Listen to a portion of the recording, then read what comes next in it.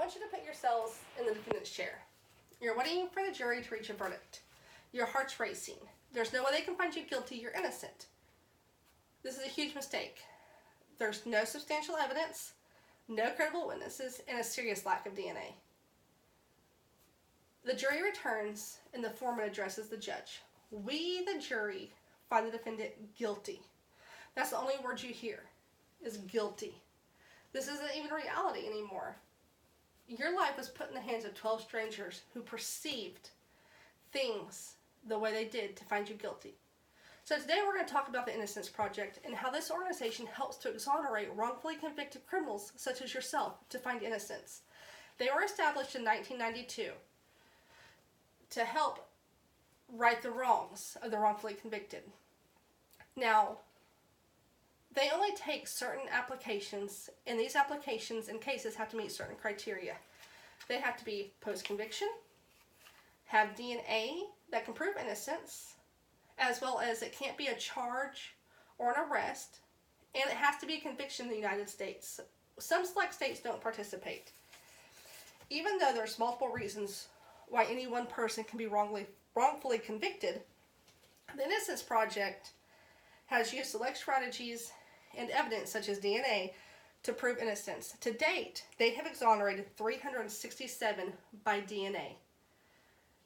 69% were eyewitness misidentifications, 44% were misapplications of forensic sciences, 28% were false confessions, and 17% was based off of criminal informants.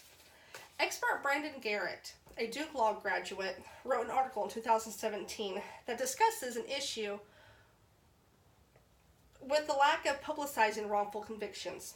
In Garrett's article, Towards an International Right to Claim Innocence, he writes about how it could be a negative impact on our criminal justice to not let this known.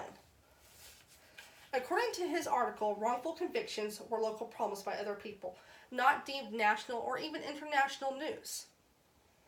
Even very different justice systems have shared common approaches of the finality of crime, not even giving people the chance to prove innocence, even when evidence isn't strong enough to convict them. To me, what that is saying is wrongful convictions aren't newsworthy or anything of importance, which could have a huge impact on things. People won't think there's mistakes, or they'll think there's too little, it's not that big of an issue, or it could even have the adverse effects that we won't trust the justice system because they don't do their job. That could be detrimental for society. John Grissom wrote 8 Reasons for America's Shameful Numbers of Wrongful Convictions, which he wrote in March of 2018. In this, he stated, once an innocent man is convicted, it's next to impossible to get them out. There are 2 to 10% of innocent people behind bars today. Now that doesn't sound like a lot, just 2 to 10%. But when you think about the prison population being 2.3 million, that number is pretty large. That's 46,000 to 230,000 innocent people locked behind bars for wrongful convictions. For over 25 years, Grissom has been on the board of directors for the Innocence Project.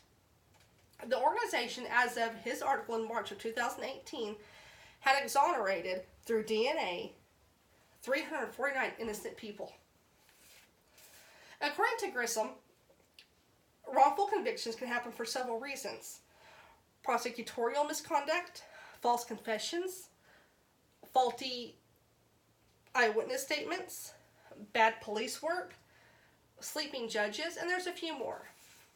So right now, there are possibly hundreds of thousands of innocent people locked behind bars for crimes they never committed. Some of these people are even on death row. Now, you've already put yourself in the defendant's chair. You're guilty. No doubt about it, because that's what 12 people said. Now, imagine being in this position 40 years ago, before the Innocence Project.